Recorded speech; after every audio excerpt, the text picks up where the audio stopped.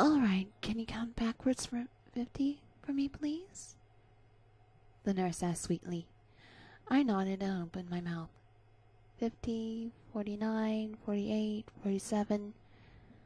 I could barely remember finishing the numbers, as all I could suddenly see was darkness, as my mind succumbed to the anesthesia. Before I knew it, my tumor would be removed, and I would be happy and cancer-free. I let my mind wander as I drifted off into my mandatory deep sleep. My eyelids fluttered open, feeling impossibly heavy. I managed to see the same hospital room as I was in before, and I felt the same roughness as the bedsheets beneath me, crinkling as I shifted my body. The surgery must be over then, I mused. That would mean that I was officially free from cancer's malevolent grip. I shifted onto my side, wondering if any of my friends or family were in the room with me. As I did so, I heard a clacking sound, like metal shifting against metal. Casting my eyes downward, I couldn't believe what I was seeing. I was handcuffed to the bed rails. Panic began to take over my body as my limbs rose and my blood went cold. I opened my mouth to call for the nurse, or the doctor, or whoever the hell could listen. Sounds would not form. My vocal cords were betraying me. Nobody would be able to hear me. I began to thrash around in my bed. The physical signs of my panic obliterated. Still, sound did not bother to come out. Now, hold still, honey, still. I stopped moving at once, relief washing itself over me. Finally, someone had come. Mom? I managed to call out. Yes, honey, I'm here.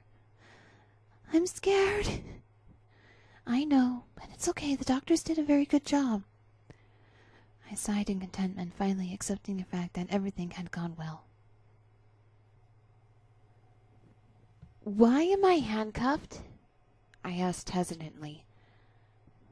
Well, the doctors had only done this procedure once before. They were worried about how you would react once they put someone else's brain into your head. I stopped thinking.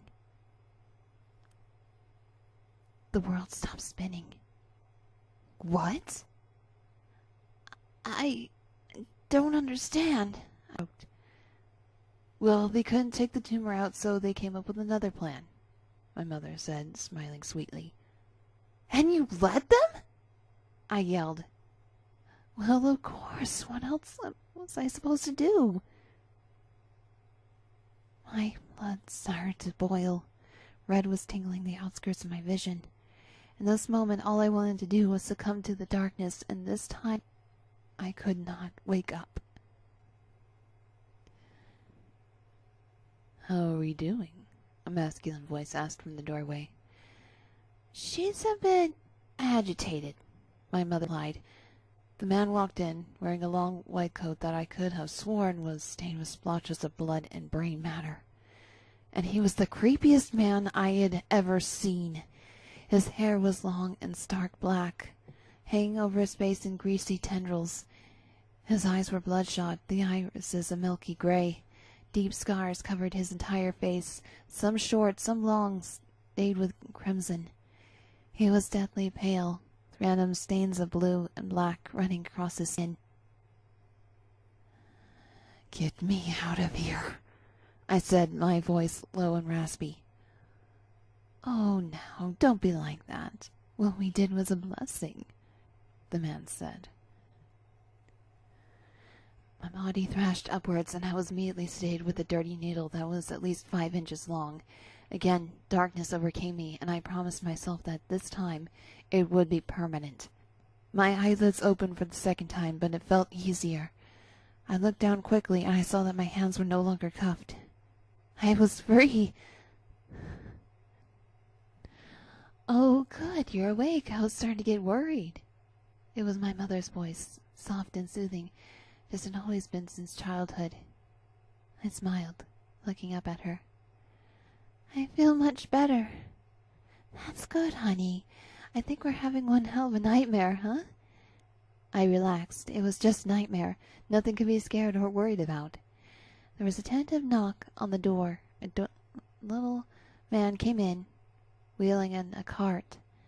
On top of that cart was a blob of what looked like light pink silly putty. But that was impossible. It could not have been a brain. Could it? "Hello, dear," the man said. "We thought you might like to see your old brain. I mean, now that you have a much better one."